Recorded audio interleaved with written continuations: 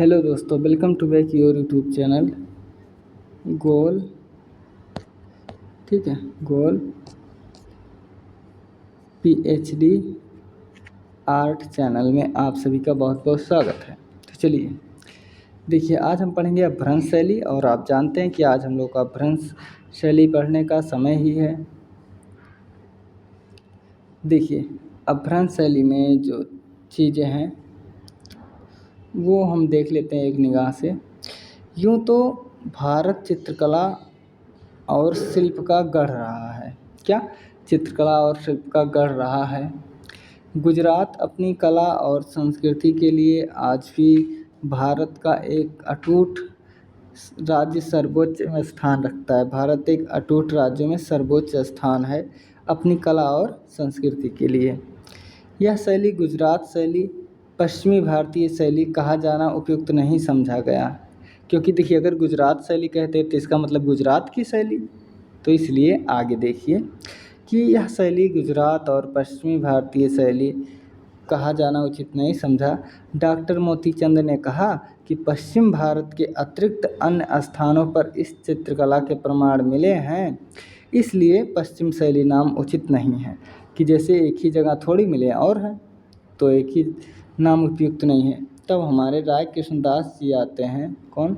फिर हमारे राय कृष्णदास जी आते हैं और ये कहते हैं नहीं, ऐसे नहीं, हम लोग एक काम करते हैं कि इस शैली को अपभ्रंश शैली कह देते हैं, क्योंकि अभी हम इसके लक्षण पढ़ेंगे। तो वो अपभ्रंश शैली, जैसे कहा नहीं जाता कि अपभ्रंश हुई है, कुल चीज़ मारा तो बेकार कह दिया, तो वही चीज़ है अपभ्रंश। ठीक है, साहित्यिक भाषा है अपभ्रंश।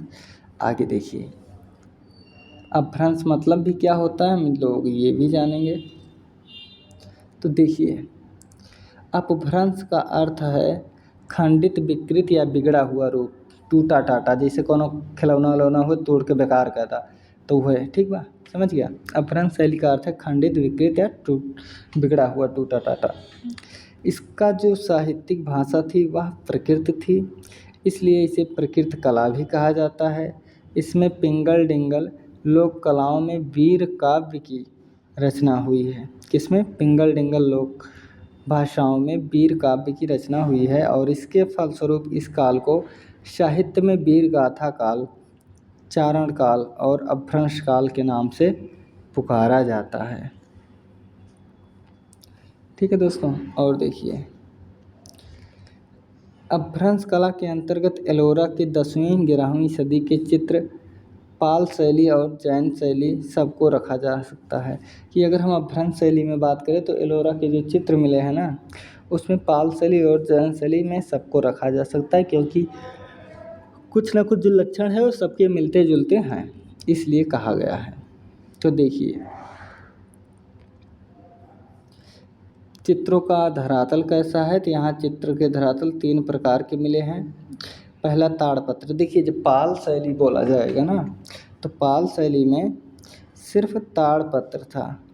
ठीक है, क्या था? पाल शैली में सिर्फ ताड़पत्र था। ठीक है, लेकिन देखिए अपभ्रंश शैली में क्या क्या है वो देखिए। अपभ्रंश शैली में 3 प्रकार के मिल गए थे, जिसका नाम है ताड़पत्र, कागज और कपड़ा। तीनों पर मिले हैं। कौन कौन? ताड़पत्र, कागज और कपड़ा, तीनों पर मिले हुए हैं। ठीक है दोस्तों, तो हमने देख लिया कि ताड़पत्र, कागज और कपड़ा तीनों पर चित्र मिले हुए हैं। अब आगे देखिए,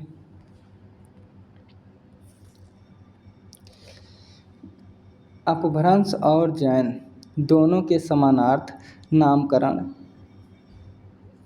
1551 के हैं।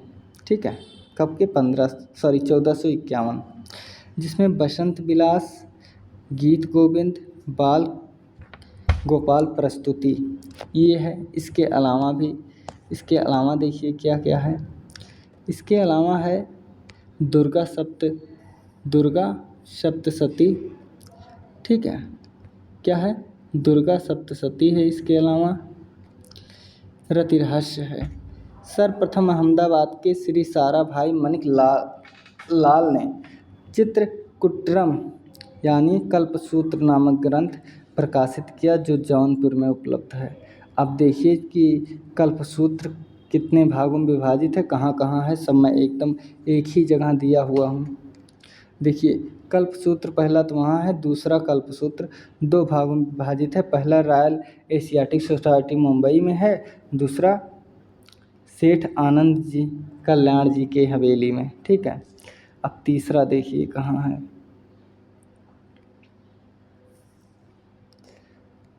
तीसरा जो कल्पसूत्र है जौनपुर के बड़ौदा के नरसिंह देव की ज्ञान मंदिर में सुरक्षित है, जो 1467 में जौनपुर के शाह हुसैन शाह, ठीक है, जौनपुर के बादशाह हुसैन शाह के शासनकाल में है।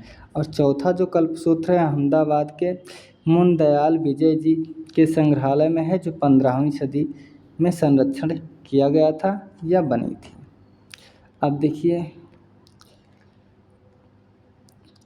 श्वेतांबर जैन धर्म से संबंधित अपभ्रंश शैली के ताड़पत्रीय ग्रंथ हैं जो निम्नलिखित हैं। पहला है अंग सूत्र, दूसरा है अवधर नियुक्ति, तीसरा त्रिष्टि शलाका पुरुष चरितम, और चौथा है कथासरित सागर, पांचवा है उत्तराध्यायन सूत्र, छठा है कल्प सूत्र, सातवां है नैमिनाथ चरितम। ठीक है दोस्तों, अब आगे देखो।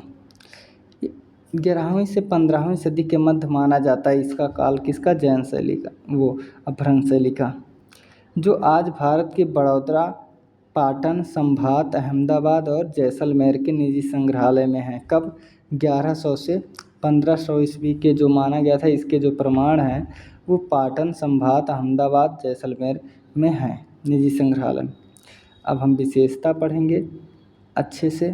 तो देखिए हमारा प्यारा सा आ गया अपभ्रंश शैली के चित्रों की क्या क्या विशेषता हैं, तो हम देख लेते हैं। जैसा हमें बताया गया कि एलोरा गुफा से संबंधित यहाँ उसी से विकसित हुई है, वहीं से लिया गया है। देखते हैं, यहाँ चेहरे सवा चश्म, नाक अनुपात से बाहर बनाई गई है, जो गाल अपनी सीमा रेखा से बाहर निकली है, रुई के ढेर जैसे बादल, और यहाँ सुनहरे रंग का प्रयोग किया गया है। देखिए अपभ्रंश शैली में सुनहरे रंग का प्रयोग किया गया है, लेकिन पाल में नहीं किया गया था।